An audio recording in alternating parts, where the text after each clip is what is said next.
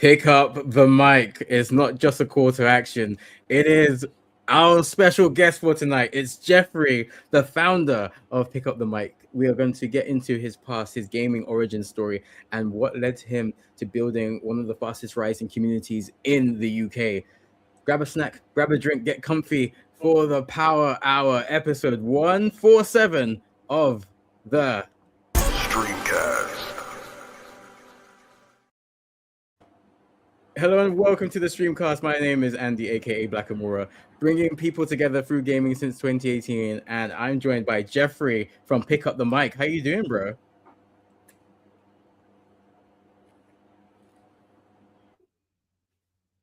I can't hear you.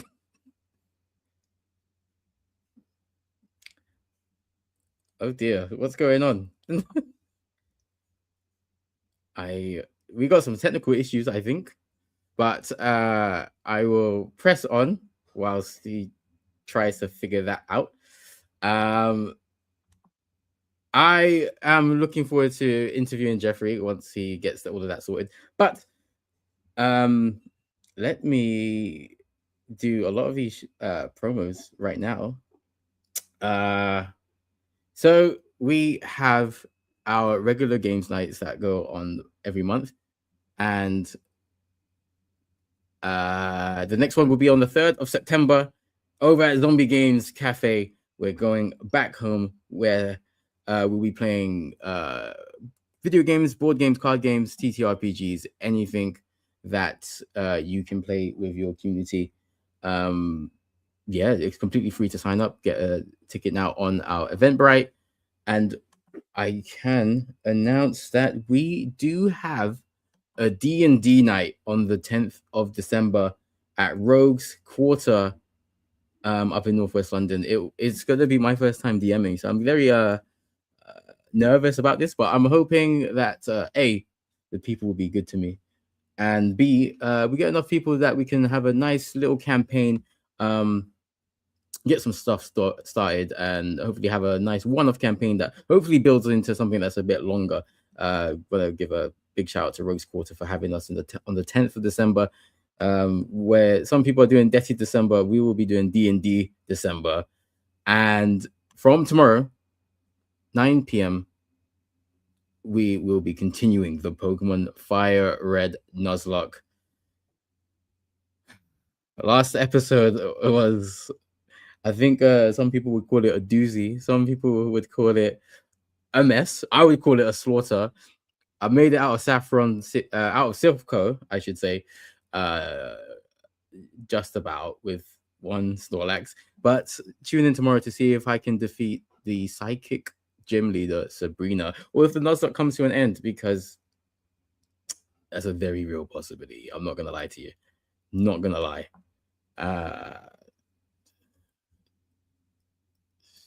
Jeffrey back. Hello.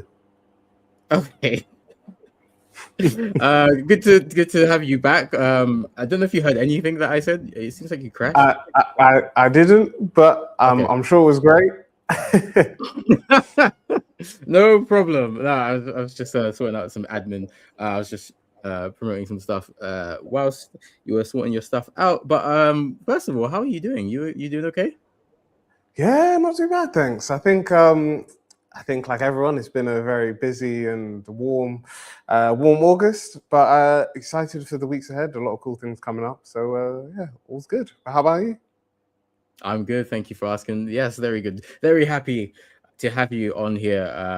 I did feature on your podcast, I think a couple of years ago, I want to say. Yeah. So it's very happy. I'm very happy to have you on mine, because I love Black founders who are trying to change the game for themselves and for their communities, and just trying to shine a positive light on group activities. So for anyone who doesn't know what Pick Up the Mic is all about you, Jeffrey, would you like to give a little bit of an introduction to who you are and what you do? Yeah, I love that. It's definitely, it feels like it can be the introduction kind of changes depending on the person and sort of what time in the year you catch me. But I would say for now, Pick Up the Mic is well. Let me start with myself. So I'm the founder and director of Pick Up the Mic. We are a social enterprise and community platform that focus on supporting people's development and growth. So as you mentioned, we kind of do a few things. We started off doing it through a podcast network.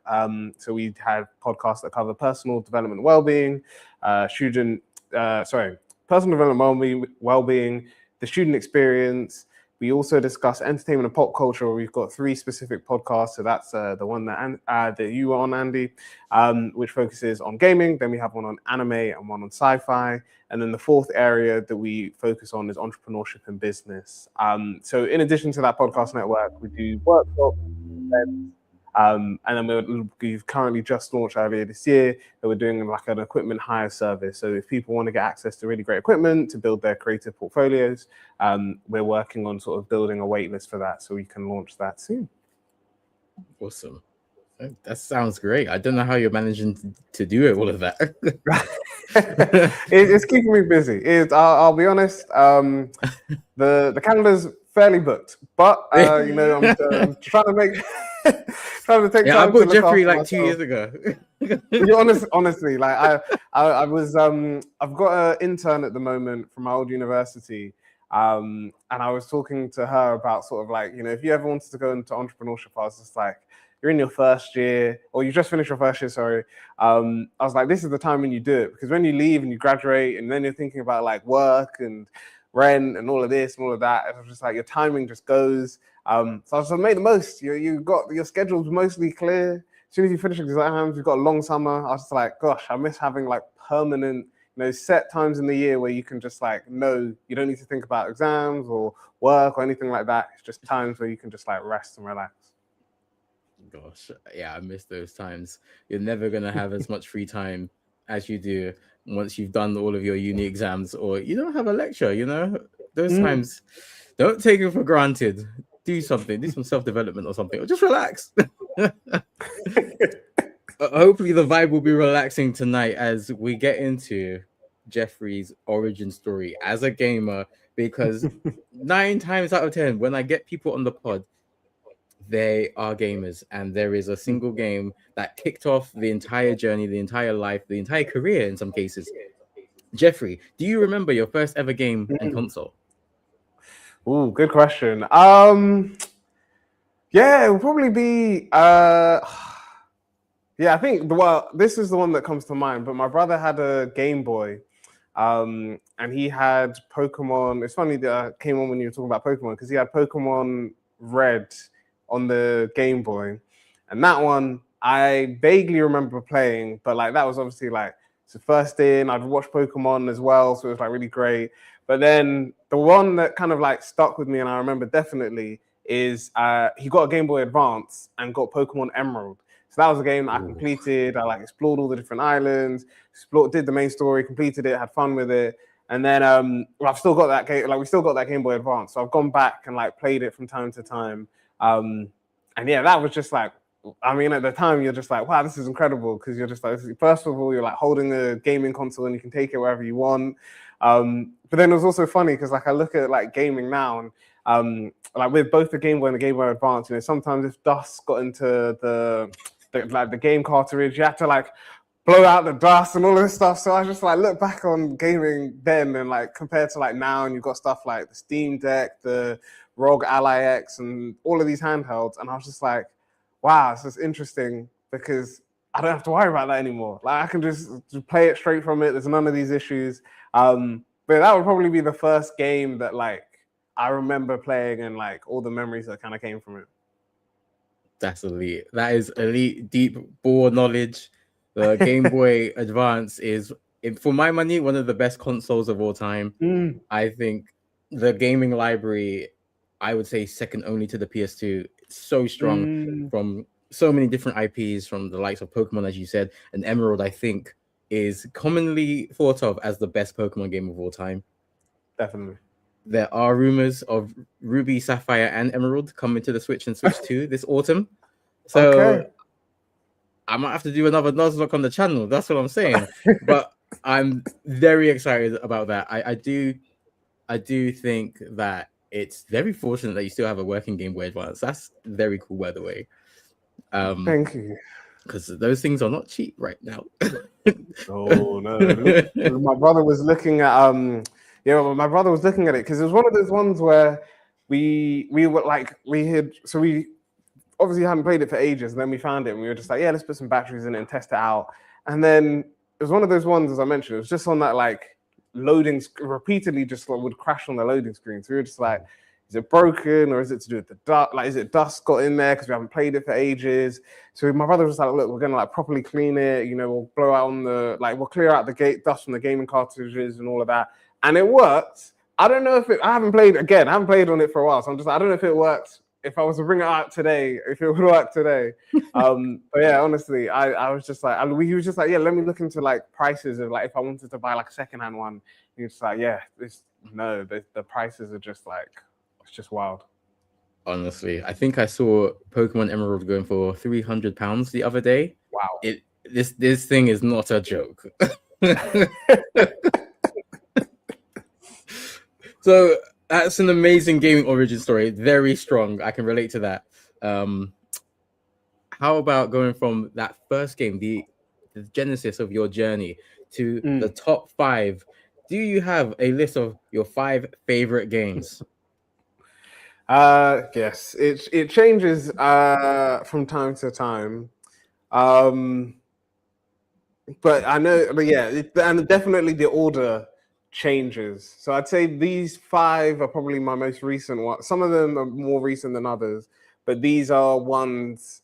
Some of these are like ones that is just recency bias, potentially. But I'd say definitely my top 5. And to be fair, I would say even in the top 3 has to be. Actually, it might even be number 1. It might even be number 1. It might be. But it would be Mass Effect 2. So the reason being that so my brother got Mass Effect 2. So my brother didn't know about Mass Effect. He had played what's that game? Dragon Age. So he'd played Dragon Age. And he only got into Dragon Age because he was recommended by a friend of his Dragon Age based off of his friend talking about like Baldur's Gate 2 and was just like, oh, if you like Baldur's Gate, you would like this game that EA is working on. You know, it's called Dragon Age. It's still like fantasy, but like, you know, you might like it. So my brother was just like, cool. He completed Dragon Age, enjoyed it, played all the DLCs, and he was like, oh, I want more BioWare. So I think by the time he'd finished it, either Mass Effect 2 had just come out or it was only out a couple of months. He was like, cool, I'll just go to Mass Effect 2, go back to Mass Effect 1, and have some fun with it. But yeah, I tell people like Mass Effect 2 is an incredible game. It's a game where like you don't think like, and that's why I find like the story is behind it is funny because my brother was like, oh, so my brother played the storyline, and then obviously like in most video games, side quests don't necessarily impact the main story that much. Like it might add more details, but it won't necessarily significantly change the ending. In Mass Effect 2, if you haven't played it, it definitely does. So like things like the ship upgrades, you know, characters' loyalty missions, all of this. My brother was only like picking and choosing, and he was like testing out stuff, and he was like, oh, I'll see how it goes, you know, having fun, exploring stuff. And then yeah, it was only by chance that like when it came to like the final mission, and you have to like, you know, you want the best outcome. He was just like, it was really bad. So like, I think some of the crew like died. His ship got damaged. I think the first time he said he played it, Shepard died at the end of the game, and he was just like, this is kind of bleak for like for a game. And then he found out like all these side quests and stuff is really important. So that I say was really great, just because of like the way the game is built around. It doesn't enforce the need to like do everything, but it encourages you to do it to like flesh out the story, and it is really cool to see all the different characters. And I say like I love the characters in it. I love the whole world building in it. So yeah, Mass Effect 2 definitely is in my top 3. I was definitely in my top 5. Now I'm just like, what 4 other games I would?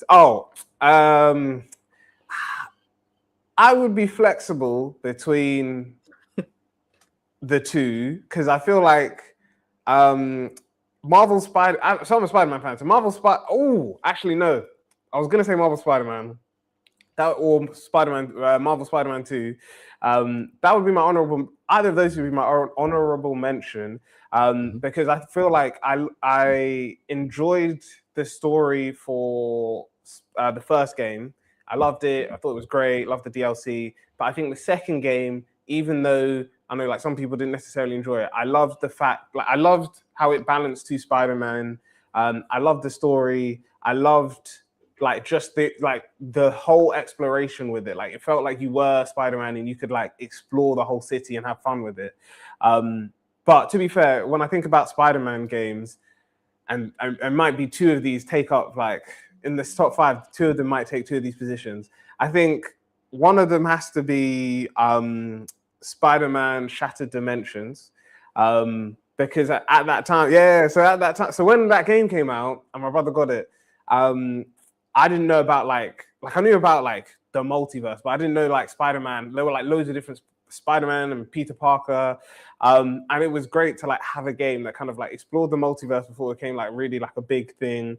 But also, even in like the way each of the 4 Spider-Men that you play as, their segments and like the characters they dealt with and like their gameplay was unique to them. So you had like some Spider-Men that was more like physical. They were more like action heavy. You had other Spider-Men that was just like had stealth elements similar to like Arkham. So I love that like dual balance with it. And then the other one I would say is Spider-Man Web of Shadows, because again, the story has its strengths and weaknesses, but I would say like I love the aerial combat, the wall. Like it's a Spider-Man game that you're also then playing, and you're like fighting people like while like clinging to the walls and stuff, and like all the stuff you can do in that game is really fun. So yeah, those two I would say, just for while they're both Spider-Man games, they both had unique things that were quite interesting to them. So they would take those positions. Now I'm just trying to think about my gaming library and the stuff that I've enjoyed. I think the recency bias, but again, it's a game that like most of the people watching this will know is Baldur's Gate 3. I think Baldur's Gate 3. So I went into Baldur's Gate 3 with like no knowledge of the story. I hadn't heard of Baldur's Gate before. Like my brother got that, was like as soon as early access opened, my brother was on it and he was like playing Act 1, and each time they revamped stuff and did things, he was talking to me about it. So I was like, okay, cool. You know, my brother's kind of hyped up the game. I was like, I'll buy the game, see what it's about. I just love the game because it's a game, not only just because it's got a really interesting storyline, and I also like I like games where you can it's got like the choices matter. Like you can choose to do anything. But I love that in Baldur's Gate, that like really like choosing to do anything is the main mechanic. So like you could, decide to, there's a wall you need to climb over, and it's like you can't do it, but then you could stack loads of boxes and climb over. There might be a door that you can then open. There might be like if you've got a character who's a druid, you might be able to change it to a mouse and then go through. So I love how it's a game where it doesn't restrict you into your like gameplay methods. It's like have fun with it. Like I think there was even, what did someone say? There was a boss fight that basically like I saw someone online like, and it was funny to see how people were like playing the game, because like I think someone was just like with certain boss fights, when it was like near a cliff or like near something that could damage certain characters, they would either like use like shockwave to like push people back, or they would just push like the boss off. So they would avoid this like long lengthy fight because they were just like, oh yeah, cool. I can basically like force this person to like go over there and then stuff, like push them off a cliff. So I love that it's a game that like encourages you to be creative in the way that you play it. I think that's a really cool mechanic, and yeah, I'm excited to see what their next game does. And then yeah, number 5. Oof. Ooh, now honorable. I won't be in my top 5, but definitely an honorable mention is Arkham. I think Arkham. Okay. Arkham Asylum. I think. Oh yeah, I'll go with Arkham Asylum. I think Arkham Asylum changed what superhero, like modern day superhero games are today. And I'm very much excited. Like I'll see how. Like that's why I can't put it in my top 5 because it's not out yet. But I'm very much excited to see Marvel's Wolverine. I'm very I've seen the gameplay. I've seen kind of like previews, and I'm very much excited to kind of like dive into that. Yeah, when it comes out later this year. Now I'm just like, I don't want to put like Emerald definitely is like you said, like it's a great game and I love it. But yeah, I'll say this one because it's funny enough. I played this earlier today, but I love the game, so I'll give it a shout out. Is 007 First Light. I think that's a really great. Yeah, I really love that game, and I think there's a number of reasons why you can love it, but I think similar to Baldur's Gate, it's got the creativity of like how you address things, and it's made by the same studio that did like the Hitman series, so it does include that element of there isn't one way to like tackle an issue. But I think like I've seen other people who've played the game like talk about it. They're just like, as a game, you watch it and you can see like it feels like you're playing a James Bond game. Like it doesn't feel like you're necessarily just sitting back and relaxing. It's a game where there are like fast up. It feels like you're almost like watching a film. And I like games that kind of like they know how to keep that tone. So like when things need to be like action heavy and like fast moving, they are. But then when it's like lighthearted, funny, it can be as well. So yeah, I'd say that's probably my 5 games. Some of them definitely are like James Bond. I think, especially because I just played it like probably like under 2 hours ago. That's probably why there's definitely a bit of recency bias with that. But yeah, those would be my 5. That's a completely solid list. I respect it. Well, you know what? I'm gonna go back on what I do a trade. I might change. I might change James Bond. It's your list. Do it. Because I was thinking about it, and it actually, you know what? I'll keep James Bond. I'm gonna get rid of Web of Shadows. I think the combat is still great, but there were issues with that storyline that I feel, or like the storyline did kind of drop at some parts. So I will say that's an honorable mention. What I will put instead is I'll do this one. I'll put Dispatch. I was like, do I put Dispatch or do I put one of the Telltale games? Because Telltale games are really good, and I love all of them, whether it's the superhero ones, the like Batman, Guardians of the Galaxy, the Walking Dead ones are amazing. The first season of the Walking Dead one is really great as well. But yeah, I was just like, Dispatch. I got to shout out Dispatch because I think I also remember that so when the trailer came out, I saw it and I was like, oh, okay, cool, this looks kind of good. And then when it was released, I told my brother, oh, I think this is a game that you might like. So we both kind of went in not knowing a lot about it, but we both like superhero stuff. So we were just like, let's give it a go and see. And yeah, I love the Telltale elements of it. It was really funny. It's a really like lighthearted and like chill game. And I think also for a game, whereas I guess like on most of the games, apart from like Mass Effect, but I guess like the Spider-Man games and, Batman, James Bond, they're all like already from big IPs. So you kind of like know what you're going into it. But Dispatch should be a game where you're playing as superheroes. Everyone's kind of saying superheroes is like overdone now. They're kind of tired of it. But it's a game where like it's funny. It's not too serious at times, but it knows how to like blend humor and even like the whole mechanic of like managing, like sending off this like superhero team to like fight crime, and you need to be aware of like personalities and the buffs that certain people will have, or like if you put 2 people that clearly don't get along, that can then cause issues. I think as a game that's really interesting. So yeah, I'd swap that out. And then, I'd swap out Web of Shadows and I'd put Dispatch in there. I was just like, yeah, that game got the love that it deserves. I'd say it could do with a bit more love, but it definitely got the love that I feel like it deserved. I was gonna say, I think that game should get a bit more love. Like I feel like Dispatch did something groundbreaking. For the longest time, I just thought it was a TV show because it looked so clean. I didn't realize it was a Telltale game, and honestly, I think this really shines a light on how deep your knowledge of games are. Like your library is really deep. That to come up with a top 5, like there was constantly like, no, this game, but they all mean different sentimental things to you. So again, I think Dispatch is one of the more recent gems. I think Baldur's Gate 3 is absolutely there as well, but that franchise has been going for quite a while as well. Like you said, the Spider-Man is quite a strong one. I'm surprised you didn't put Marvel Spider-Man in there because those games are really heat. Those games are fire. Yeah, it's completely valid. I'm not trying to say anything. I'm not trying to. I was You know? tempted to put it there. I was tempted, but I was just like Shattered Dimensions. Like even though it was an open world game, that game. Like I remember when I played that with my brother, and we were just like, "This is a Spider-Man game." We were playing with like 4 different Spider-Man or Spider-Man, and it's like it just felt because I didn't know about like Spider-Man 2099. I didn't know about Spider Noir. So I was like, you're getting to like learn about all these cool characters, and like these are people who like in the comics. There's loads of different comic books with them. But I was like, oh, I love the fact that they've like showcased how different Marvel characters, how Spider-Man in like a multiverse sense acts in different ways. So yeah, that's why I'm like. It like just off the list by a small amount is Marvel Spider-Man. Yeah, I was just like, it would make the list, but it's just that Shattered Dimensions. I remember playing that game, and I was just like, wow, man, this is a good Spider-Man game. Completely valid. Absolutely. I think that's one of the games that my original co-host Isaac really loves when it comes to Spider-Man. So it's in very good company.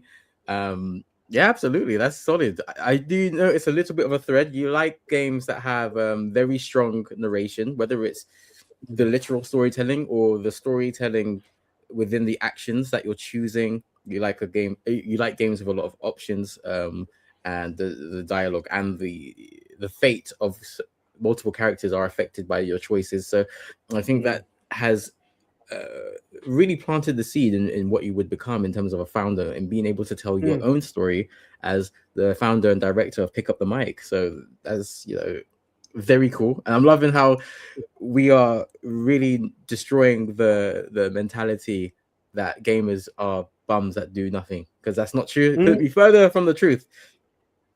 So Jeffrey, why don't you tell the audience, tell the viewers how you went from playing games, you enjoyed Mass Effect 2, you enjoyed Baldur's Gate 3. How did you go from playing games to going, oh, I want to tell my own story? How does the origin story of Pick Up the Mic start? Yeah, so it goes all the way back to like, I think it was maybe August 2020, August or September, and basically it was COVID. We were in lockdown, couldn't really go out, couldn't do anything. But I was someone in my student union reached out and was just like, "Hey, we've got this position to be the BME officer, so the Black Minority Ethnics officer at Brunel, like within the student union." And they were just like, "It's a part-time position, so you wouldn't need to like take a year out of uni to do it. You could do it while you're studying." But they were just like, no one applied. We know that you've done like I previously applied to do a different position at my student union and didn't get it. So they were just like, we kind of know who you are. We think you'd be great for this.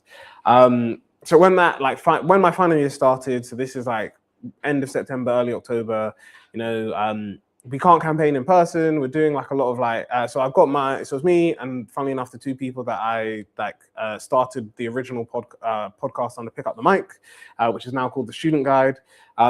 So they were just helping me like campaigning because we couldn't go to campus and campaign because it was COVID. So I was like sending DMs to people on Instagram. I was sending stuff to people in WhatsApp groups. And yeah, I just felt like it was really interesting because there was a lot of support or like things that, so I went to Brunel University and a lot of the support and resources that is on offer, students didn't know about. So when I was studying, you could get like, for example, you could get free mental health support. A lot of students didn't know that existed. You could also get like if a student believed that they were neurodiverse, they could be diagnosed for free through an assessment. There's a funding competition that the university runs every year, which there's like a pot of £15,000, and it basically gets divided up in different ways every year. But that pot of 15,000 is always available, and you can apply for that while you're a student, and then up to 3 years after you've graduated. But yeah, I was talking to a lot of students. A lot of students didn't know about this, and I was like, it's really interesting to see that there's so much support and tools that can help people available, especially a lot that is for free, or there's it's an easy access route when you're at uni, but people didn't know. So yeah, I didn't get elected, but my manifesto was focused on that, and I was having a lot of good conversations. And we were then basically turned around and said, what we'll do is we'll make Pick Up the Mic. So we were just like, we'll do this thing called Pick Up the Mic, which at the time was going to be like a Zoom series that reflected on. So it's kind of similar to this. So it'd be like a live interview where we interview people can ask questions. We'd keep it enclosed. So it wasn't like live streamed or anything, but it was kept to like the group that joined that call. And yeah, as we got to, so this is now in 2021, and as we were kind of getting close to the first date, which I think was in like maybe February or early March, we were just like, oh, we kind of feel like not a lot of people are interested not because of what we're doing is bad, but because, everything's online, you're doing Zoom, you're doing like lectures online, you're doing group meetings, family meetings, all of this stuff online because of COVID. So we were just like, instead, we were just like, why don't we try doing podcasting? So myself, my friend Samuel, my friend Anushka, none of us had podcasting experience. Like none of us had backgrounds in like media as well. But yeah, we were just like, we think it'd be really cool to have these open conversations where, it started off with just, so like that first episode we did of the student guide is myself, Samuel, and Anushka, and Samuel basically leads a conversation on how to follow your passion in a difficult world. And then, yeah, we did one episode, we released it, March 2021, we saw some interest, we were like, cool, we'll kind of flesh out this season. So we did 10 episodes. It went quite well. People were interested. We spoke to our student union. They agreed to support it. And then, yeah, we just kept on going. And then like every year, so like within that first year, we released maybe like a couple of seasons of the student guide. Then we kind of expanded the podcast. So we were saying, oh, we have one main podcast, but then we do a lot of additional content, which is actually, the podcast that you were on at the time. Was just considered like additional content into this, additional content to this main podcast that we were doing. And then I think it was maybe either year 2 or 3, we then just felt like all the work we were doing, basically for this additional content, it was getting the same amount of love as our main podcast were doing. So we were just like, why don't we kind of turn it on its head?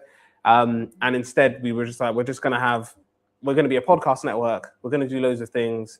We're going to talk about different areas, but we know that because we were just like, we know some people are going to be interested in like personal development, in entrepreneurship, in hearing cool stories. But we also said there's a lot of that already exists. So we were just like, things that we're interested in, or we know that people our age are interested in is, your sci-fi and fantasy, your gaming, your anime. So we were just like, why don't we create podcasts for that? So it's like, even if you're not interested in this, personal development stuff, there's podcasts for you within the Pick Up the Mic network. And you're also getting to connect with people throughout all of the podcasts that you may not necessarily like know of. So you're still meeting new people, you're still connecting with new people, and you're getting to learn about what they do. And then, yeah, we just kept on growing, trying and do new things and doing new things. We did workshops, as I mentioned before. We did events. So I think our first like public event was within our like 3rd year of existing. And then, yeah, we just kind of kept on going ever since. Awesome. That's very cool. So, what was the podcast that was dealing with, was it D&D? Oh, yeah, the sci-fi and fantasy one. Okay, right. So that one started off as purely D&D, right? So that one actually started, so it was through someone that I'd done so I did an internship, and someone who worked for that company, he saw that I was doing Pick Up the Mic, and he reached out to be on the podcast, and I was like, yeah, cool, like come along, share your journey. And then I think he mentioned that he was interested in Game of Thrones, and I was like, my brother is too. So I think it'd be really cool for you guys to kind of just meet and talk. And he was like, yeah, sure, send him my number. So I did. And then they were just like, they had like a long conversation about like Game of Thrones and how they were both interested in like Lord of the Rings. And like my brother is similar to me, is a big Marvel fan, but my brother's like well into Star Wars as well. Like he knows more about Star Wars than I do. And then, yeah, they just realized they were interested in loads of fandoms, and they were just like, oh, well, why don't we just have a podcast that kind of delves into the world of fandom? So they initially, so this was like well before House of the Dragon started. They were kind of doing like a review of like Game of Thrones and talking about like, how the show was, different things that kind of happened throughout, some stuff that differed from the books, where the books were going, because I think still at this time, the books haven't officially ended. So it was just like, cool, how did the books differ from the TV show? Now that ending in the TV show doesn't work and didn't really go well, how could the books kind of fix that, stuff like that.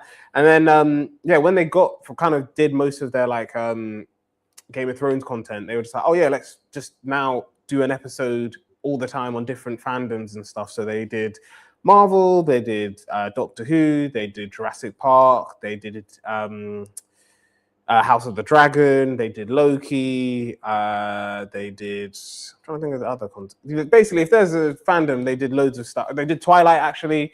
And then, they did, someone that I went to secondary school with was interested, again, just by like you said, like you don't necessarily always know who you're talking to is like interested in a certain fandom, but so we had like a 3-year event, and my brother and our friend Morgan spoke to someone that was on the podcast, and I went to secondary school with, called Penny, and they were talking at the event, and Penny mentioned she like loved Twilight, and she'd read all the books, was really interested in it. They were just like, cool, why are you interested in potentially coming on the podcast to talk about Twilight? I love to be fair, I love all the podcasts we do, but their podcast definitely is really interesting because it's interesting to see people, like, I guess you never know what things people are interested in when you're like talking to unless you like talk to them, you don't know by like looking at them. So it's really interesting to see all of these like different guests or friends that they've brought on to talk about, like you said, like they did do like a Dungeons and Dragons. I think it was focused around the film though, but they did like have someone come on and talk about like Dungeons and Dragons and the film, and then also like the wider world within Dungeons and Dragons, and how you've got different things like the Mighty Nine. You've got I can think of the Vox Machina as well. So like you've got all these other shows that kind of explore different elements within the world of D&D. But there's like so much more than just like the film was saying. It was really cool to kind of see them explore different fandoms. Yeah, it's very cool. And are you like in charge of all the networks, or are you running all the podcasts, you show running, or have you delegated to other people to run the individual ones? Yeah, so my face is on most of them. The one that I don't necessarily like oversee or like I don't host, and I don't pick the topics is the Two Maesters, the sci-fi and fantasy one. And that's mainly just because, aside from the fact that like Morgan and Joshua are incredible with what they do with hosting that podcast, I'm just not a big enough like Game of Thrones, or like when they started and they were talking about Game of Thrones, I was just like, I'm not a big enough fan to be there to be like, oh yeah, I've read the books and I know this or that. But they do sometimes, like they've invited me on as a guest. I think they invited me on for their Star Trek episode. I know they definitely invited me on for their Marvel episode. But then it's also funny because even though they mainly host that podcast, like both my brother Joshua and Morgan are into gaming as well. So Morgan suggested, I think it was maybe Christmas 2020, around Christmas 2023, I want to say, or maybe just early 2024. Morgan was suggesting that we should do like a games day, do a pre-recorded like game thing. So we basically played like party games. So we did like Overcooked. I've forgotten the other two that we did. But we did like 3 different like party games. But the whole idea was about like trying to talk about gaming, but then you also like, in Overcooked, you're trying to make sure that you complete the level, and it just added more like pure chaos because you're just like, yeah, cool, I'm trying to like throw you pasta and I need you to catch it. But then we're also talking about like how we feel about like the what our top 5 games releasing this year. So it was really interesting to like have them on and appear as different guests. But then I guess like for someone who's like watched Pick Up the Mic content from the start, or if anyone goes back to watch content, they'll see that like Joshua and Morgan were guests for that first episode, for the first podcast that we ever did. So it's also, I really love the fact that even though like, a lot of the podcasts you'll see me on, it's also interesting to see people appear on different podcasts within the network. So like we've had, similar to yourself, we sometimes I'll go on other people's podcasts. Sometimes it's really great because you'll see someone be maybe on like our personal development one, but then they'll go on our gaming one, or vice versa. Or you might see someone on our like business one, and then you'll see them on like an anime one.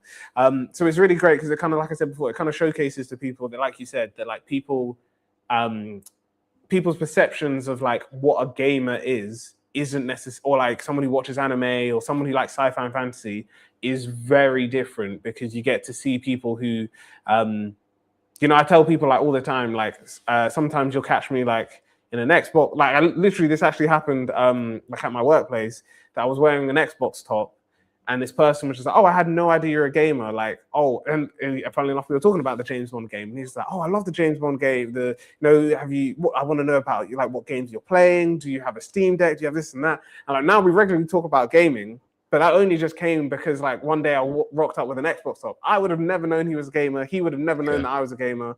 So yeah, I just love the fact that like there's, like you said, the variety of gamers is so wide.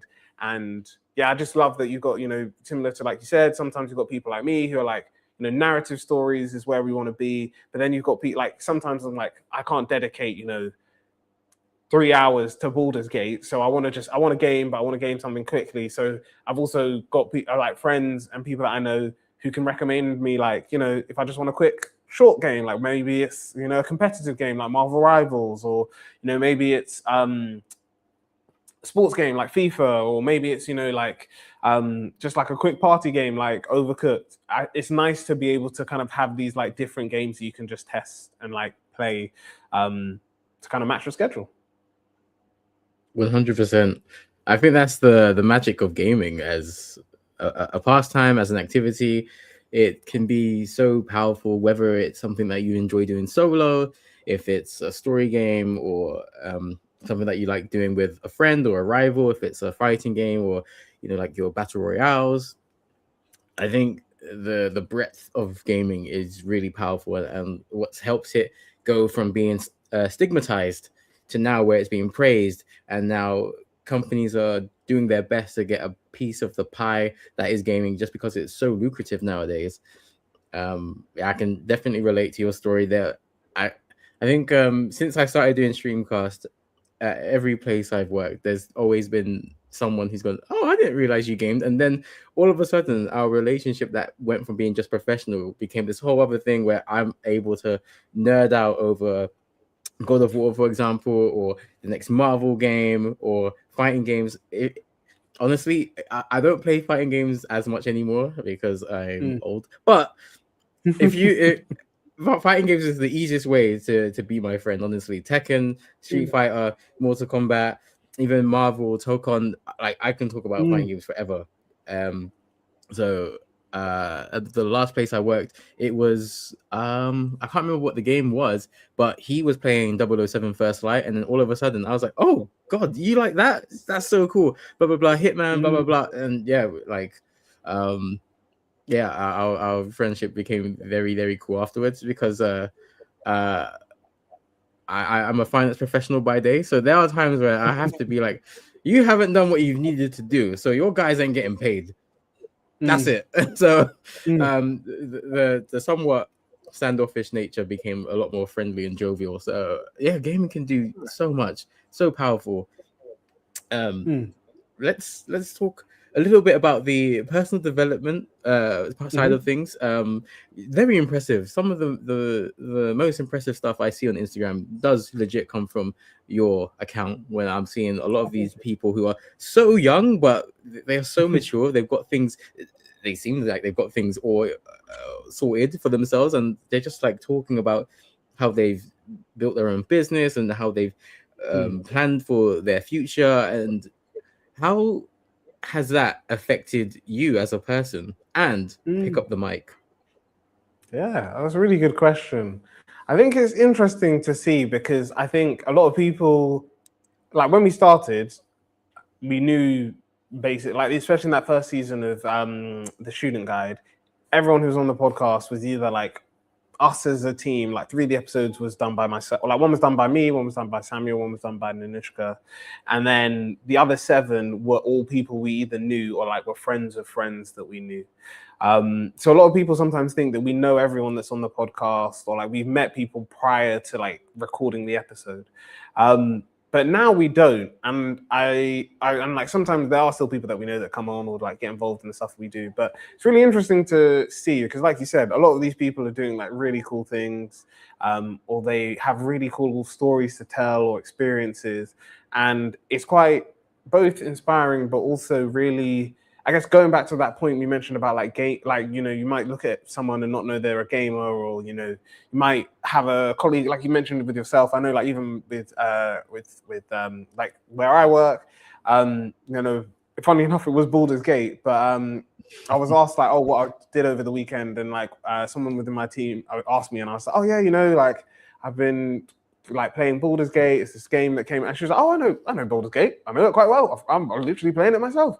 And I was like, oh, cool. So then it became this whole thing of like weekly updates with like where we're just like, okay, cool. So like where are you now at Baldur's Gate? What have you done? What's your character doing? Stuff like that. So I would say like that's what is really incredible, because you get to see really cool stories of people or learn really cool things through different experiences, like through people that you meet. But then also, like I guess the final thing I would say about it is I really love what I do with Pick Up the Mic, because I'm pretty sure it's very similar to yourself, that I kind of see it that there's, for every guest that I bring on, especially because most of the time they're not either in the same industry, like they might be in the same industry, but they've definitely had different experiences to me. But sometimes they're in different industries, sometimes different experiences, sometimes even different countries. So I really like it because you get to, for me as the host, you get to meet people, and especially when it's people you don't know, you're learning about topics or areas that you had like no background in. So like to name a couple that we've kind of recorded recently that are going to come out soon is there was someone that which I think the episode isn't coming out like this week that we're recording this, but it's going to come out. That preview is going to come out next week. But like for example, with them, they run this like social media page called Jade's Tall Drope, which is where it's by this person called Jade, and she goes onto like the street and she's interviewing and talking to like tall women about their experiences and things like being a tall woman and like how they find different things, whether it's dating or trying to find clothing and things like that. And the reason why it's really interesting is because I was telling her like I think it's like I was just like, I don't know if you know it, but I think it's very incredible that you're able to like go down onto like the street and you're like interviewing people on the road. Because I was like, I've done interviews at Comic-Con, which is great. But even then, I'm still a bit like, I don't really know if people are going to want to come over to talk. If they, you get a bit awkward about it, you're overthinking it. But I was like, you're going on the street, and she's even got like a sign. I forgot what the sign says, but she's got a sign that she holds up that people can like come over and interact. And I was just like, at least in Comic-Con, it's a contained environment. Everyone who wants to be at Comic-Con, you would hope that everyone who's there wants to be there. So even if they don't want to be interviewed, they'll still want to talk to you, or like they'll still roughly know like, hey, you're a content creator creating stuff. But I was just like, yeah, it's really incredible. So I was just like, I just would love to know more about that. So yeah, each episode I'm kind of learning like something new. I'm getting to learn about different industries or topics. And yeah, I just kind of would say it's the same for like anyone who's watching or listening to the content, is they get to kind of learn about all of these things from people who maybe have a similar story to them. Maybe it's a different story. Maybe it's an industry that they want to get into, they don't want to get into, they've got questions about. But yeah, I would say similar to this, it's like it's a very much like authentic experience that we're talking to people. So, if someone wants to say, they've worked in, work in tech, and it's the worst experience that they've had, and they want to move into a new industry, they're more than welcome. They may not want to name their employer, but they're more than welcome to do that. So I would say it's just really inspiring to see all the different things that people do. That's so dope. That's really cool. So when it comes to Pick Up the Mic, what are some of your most proud achievements, milestones, and what's one thing you'd love to achieve in the next 12, 18 months? Okay. I think biggest milestones, yeah, I'm probably sure I can pick. There's definitely two, and I'll think of a third one. But I think one was 2 years ago, 3 years ago, where but I got invited to do a graduation. So long story short, my university, so Brunel had the opportunity that you could submit your request to do a speech at at a graduation specifically. It didn't have to necessarily be like students when you were graduating. It was the first time they've ever done that before, and I got selected. And it was a huge help to my manager at the time, who was like supporting me and encouraged me to apply. But I was like, cool, I'm gonna, like go out, tell everyone, I'll let people be aware of this. So, it's this big thing. And then she was like, no, I think it'd be really cool if you not necessarily keep it a secret, but just working on it in background. And then when my parents and like friends or family or like anyone who like watched it, or even afterwards, could then see this like YouTube clip of me doing the graduation speech. And I say that was a proud moment because like in the back of in my mind, even when I was at university before doing Pick Up the Mic, I was like, the idea of doing a graduation speech sounds like it would be really cool. But I was like, obviously, to get on that stage and do a speech, you have to have done something really big. You have to have either, supported a lot of students through the work that you're doing. You have to, give back to the university in a huge way. So I was like, oh, I'll probably, I could work towards it. And I was like, oh, I want to know, even when I mentioned to my manager that I wanted to do that graduation speech, I was like, what do I need to do now so that if I was to do it, maybe like once I've graduated or like well after I've graduated, I'm aware that I can like start putting the building blocks in now. And it was only when she was just like, well, why don't you just like check out and see if you could do it now and we can find out more information, that obviously it ended up happening. But it was really incredible because as I mentioned, like my family, friends, nobody like knew about it. I kept it like it was a hard secret to keep, but it was a fun one because like on the day, even like so one of my sisters and my parents were there at the graduation, but my siblings weren't. And I was like, oh, if you want to watch I was trying to like encourage them to watch the graduation without like enforcing it. So I was like, oh, if you want to watch it, like you can. And then they were just like, yeah, sure, we'll see you on skate. They were just like, we'll see you when you walk on stage, and then we'll turn it off. And I was like, oh, no. So I've been told that there's like this thing. I was trying to keep it vague. I was like, there's this thing that's happening. But like, I can't, like, I don't really know much, but they may call me on stage again. So like, if you see me come on twice, like, don't turn off immediately. I'll come on at some point. Just keep an eye out for it. But I was like, you can just mute it until you see me come on stage. But it was like a funny thing because like everyone, it was just, oh my days, I didn't know that you did this. And then, it was funny for my like parents or siblings, or my sister, sorry, because like afterwards, like for like I think the graduation maybe finished at like, or started at 2, maybe finished just after 3. And then, we didn't leave until like 6 because we were going to go meet my manager to just be like, hey, like, congratulations, it's been great. Like, thanks for your support.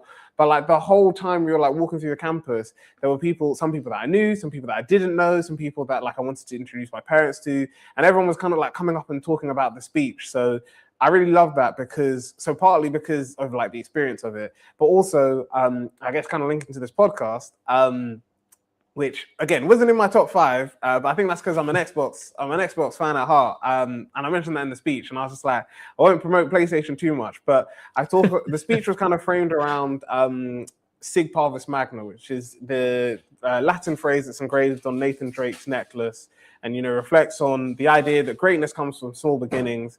And I tell people the reason why I like even mentioned that in the speech is I was just like, I didn't know that quote from like, I'm a study, like I study Latin, or like I'm big on Latin. I was like, no, I just like, I had heard loads of people talk about Nathan Drake. So I was like, cool, I'll watch some gameplay. I saw Uncharted like 2 and 3. And I was like, oh, cool, this is a really cool game. He's got this necklace. I want to know more about it. And like, if it was a real thing and all of this. So I even mentioned in the speech that like, I like this speech, is kind of inspired by this and encourages like you guys as students to be aware that like, we're all in our small beginnings, but great things are going to come from it.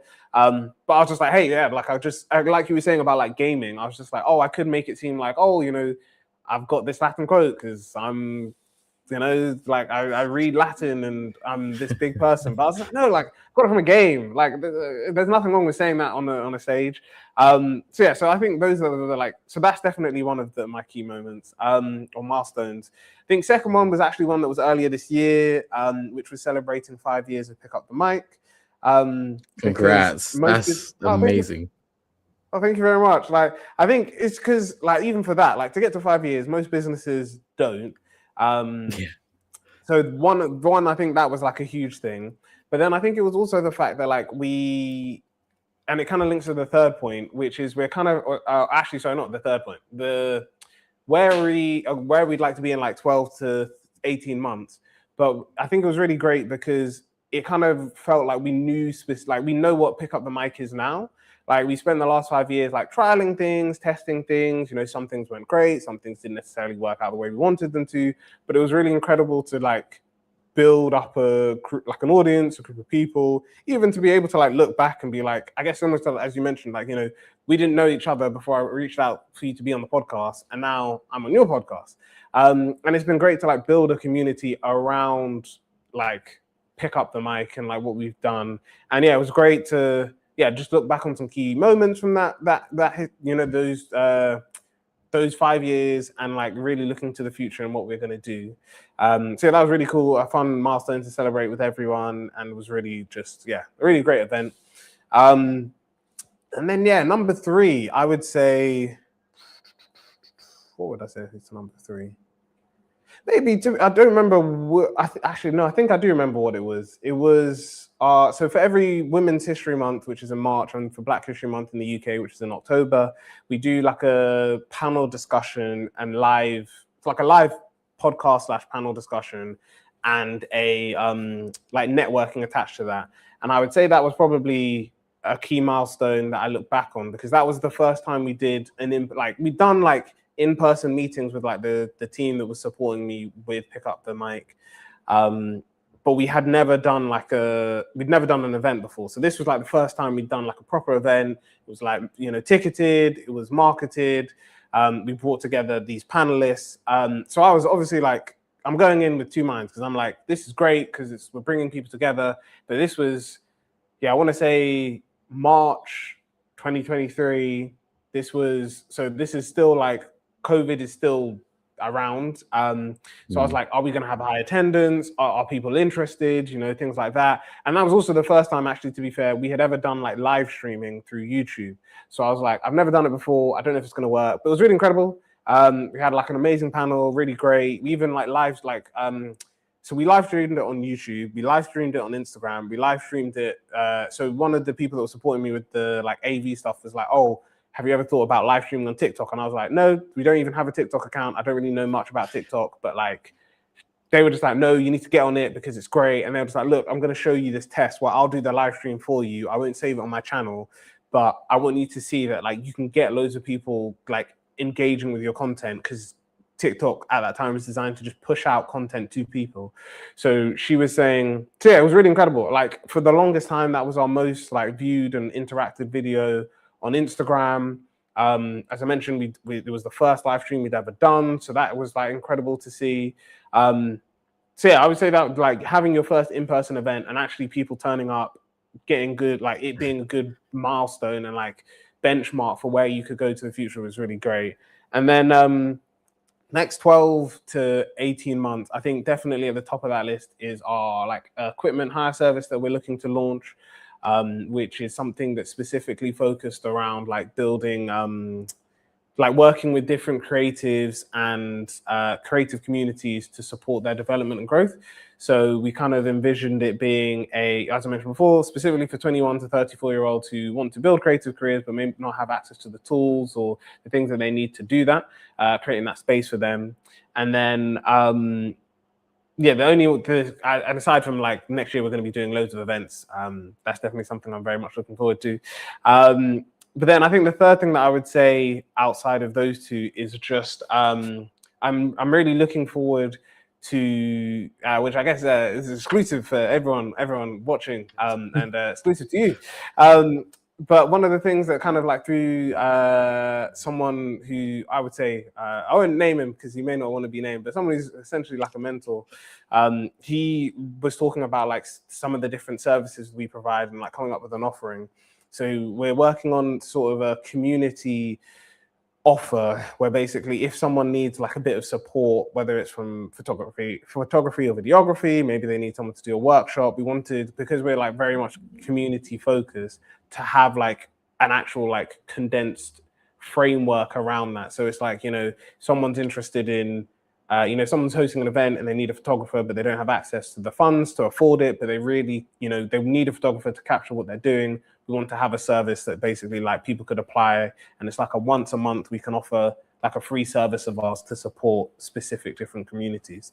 So yeah, that's something that like is very very recent, but we're working on getting that launched and getting that available to kind of build a framework so we can make sure it's fair and it's not just the same person's getting the same opportunities. But yeah, I think those would be like 3 milestones and then 3 things I'm looking forward to in the next year.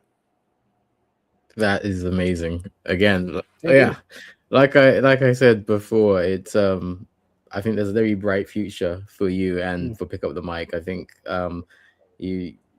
there's a quiet maturity about you and your entire group. So I can't wait to see your wins. Hopefully see them all over Instagram so I can like and share all that stuff. And congrats. I remember seeing your graduation speech on Instagram, by the way. I was like, what the heck? What's happening? This is so cool. But how? What? We're doing this now? This is so cool. I love it. I definitely agree with your point where 5 years is a massive milestone for anything to survive. People don't really stay at the same place of work for 5 years nowadays. So for your business, for your brand to be going 5 years plus, very, very impressive. A lot of people's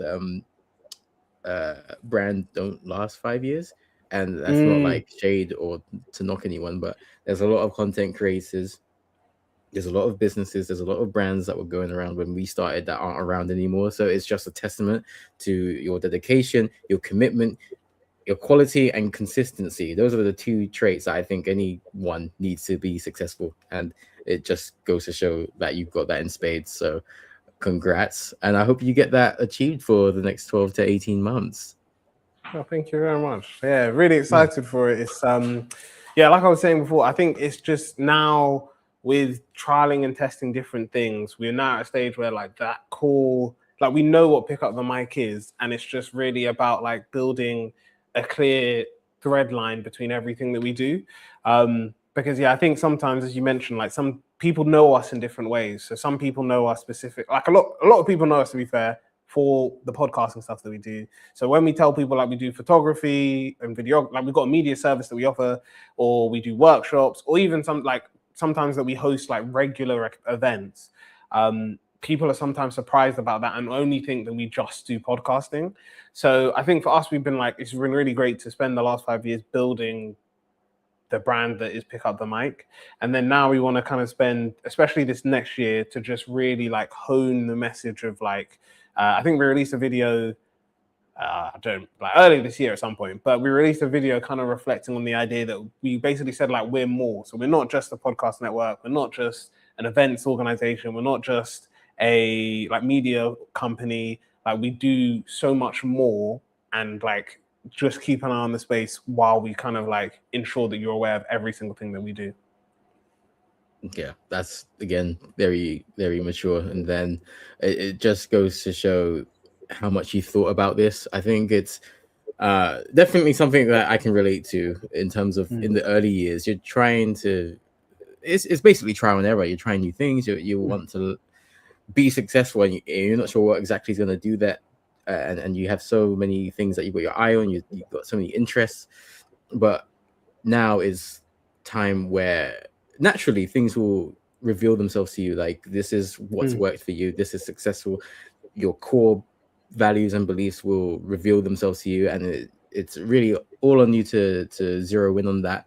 And whilst also battling that fight of a lot of people who do approach you and your brand will know you from one thing, but being able to communicate and show, not just tell, but show that you can competently deliver more than one thing. You're not just one type of box.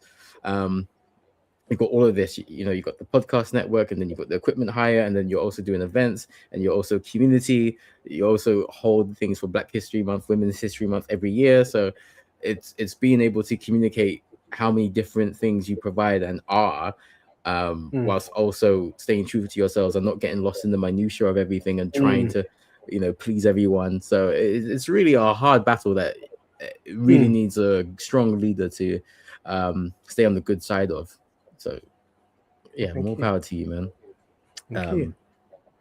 Thank you for this episode. This has been amazing. It's been really interesting to delve into your mind and learn more about Pick Up the Mic and yourself, Jeffrey. So why don't you let the people know how they can support you, where they can follow you, and any projects you've got coming up?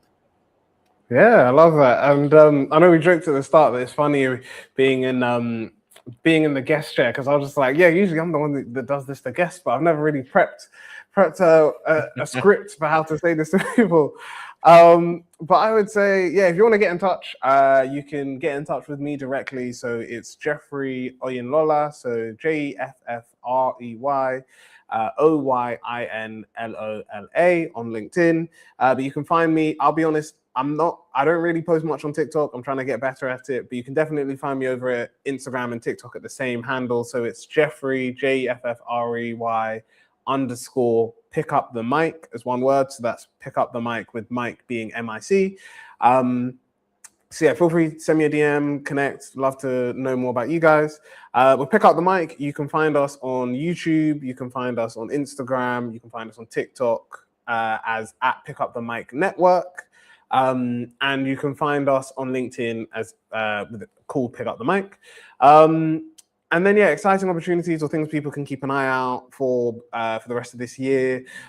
So we've definitely got a minimum of like 2 to 3 events. As mentioned, we will be doing our Black History Month event potentially in October or November. We're just trying to confirm venues at the moment, but keep an eye on that.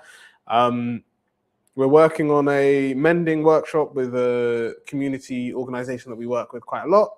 So there'll be like a sewing and mending workshop that should be taking place soon. So again, keep an eye on that. And then finally, from the event side of things, we'll be doing we did it last year as a Christmas event. It worked quite well. So again, we're just trying to finalize if we can go ahead with doing it this year. But we would like to do what was called last year. I don't know if the name would be the same, but it was called last year Make and Be Merry, and was all around this idea of, people can just create things for the new year, whether it's a Christmas present for a loved one or for yourself. But yeah, we'll be bringing that back. So it'll be a sip and paint, a vision boarding session, and then some sewing and mending and embroidery workshops as well. Outside of the events, as I mentioned, the hire service is definitely something you can check out. I can send it over to Andy, but there's a waitlist form that you can complete, so we can just find out a bit more about yourself, and you can complete that so we can basically make sure this service is built. We're currently in like the trial phase, so we're just building out like a trial user basis, but there are some offers that will be available to them if you do join the trial. But yeah, we're definitely looking for people for that. And then very finally, I would say, again, I'll send over the form to Andy, but we have a speaking or nomination form. So if you are, someone who's interested in being a podcast guest yourself, if you're interested in learning about, sharing your story or your journey, and you feel like it's relevant to Pick Up the Mic, then we have a form that you can complete. It gets reviewed by us as a team, and then we'll be in touch with you to be on the podcast, so you can kind of have your own experience as a guest. And yeah, it's fun. We've just this year have done quite a few of those where we've reviewed people's we've reviewed applications and brought people onto the podcast and published their episode. So yeah, definitely make sure that you if you're interested, you apply. But yeah, I think that's basically it. Next year, I guess the final thing I'd say is next year is definitely going to be a lot busier. Got a lot of events that we've kind of already kind of gone in the works of like getting those booked in and confirmed. I think I mentioned last year I was trying to do an event every month. This year, that's definitely not happened, just because I was just like, I think as I was getting towards the end of the year, I was like, I don't have anything planned for January, and I was just like, I'm too tired to try and argue with people to try and lock something in.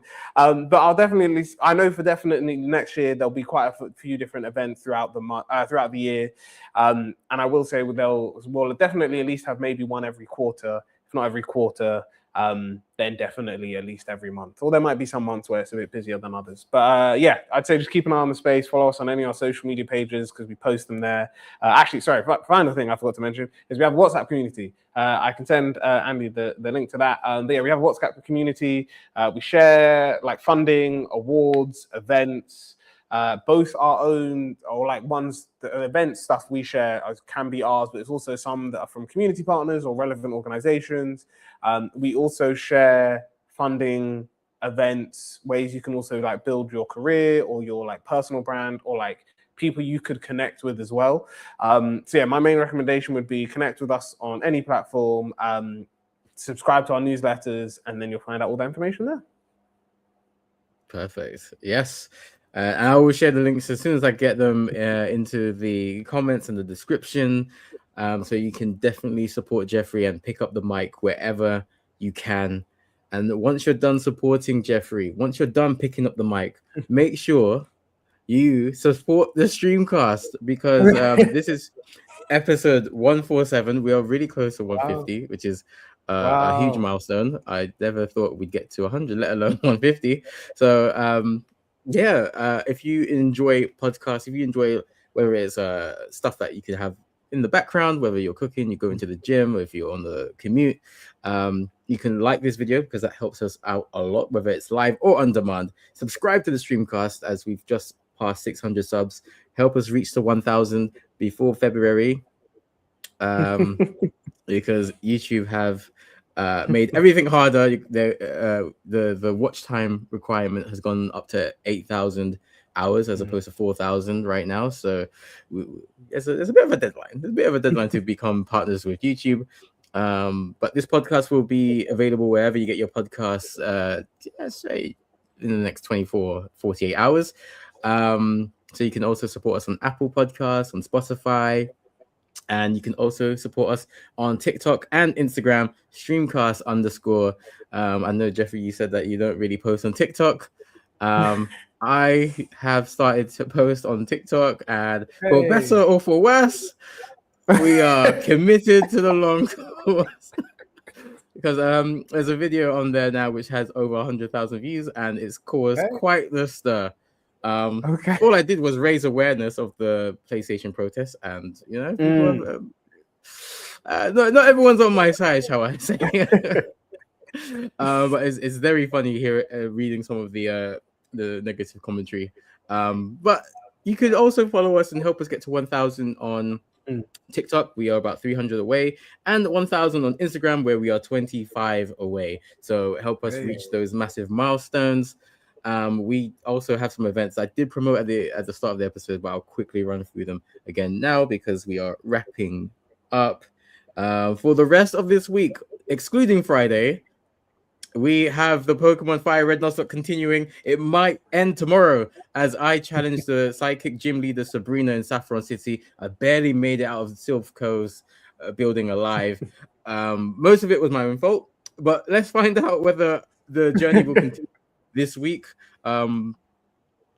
We also have Games Night is back on the 3rd of September at Zombie Games Cafe, which is in between Kilburn and Cricklewood. It's completely free, and we have an Eventbrite page that if I was better prepared, I would get the link, but I'm not. So you're just going to have to find it on Eventbrite. And after that, on the 10th of December, we have our first D&D night at Rogue's Quarter. I'm going to be DMing for the first time. I'm very nervous. I've never done it before, so I hope you guys will be nice, fair, and gentle. But I'm looking forward to bringing the 90s back, bringing that physical, in-person vibe as we nerd out, whether it would be a traditional run, something a bit futuristic, a bit cyberpunk, even something out there like pro wrestling. I'm happy and willing to DM something wild, something wacky, as long as you people come through and bring the good vibes. And finally, I have to toot my own horn because earlier this year, or maybe even last year, we were on the Millions podcast list of the best 40 gaming podcasts in the UK. We were at 25 last time I checked, and I said we have 24 ops because I want to be the owner of the best gaming podcast in the UK. We've now made it to number 11, which is amazing. But that does mean we have, thank you. But it does mean we have 10 ops in the way. So help us conquer those 10 enemies as I achieve the dream of Streamcast of being the best gaming podcast in the UK. It's nothing major. It's going to be the number one gaming podcast in the UK. Jeffrey, you've been amazing. I've been Black Amora. And until next time, which I don't know when that will be, so keep it locked on Instagram and TikTok, Streamcast_ for the next one. Take care of yourselves and your loved ones. Stay safe. We'll see you on the next Streamcast.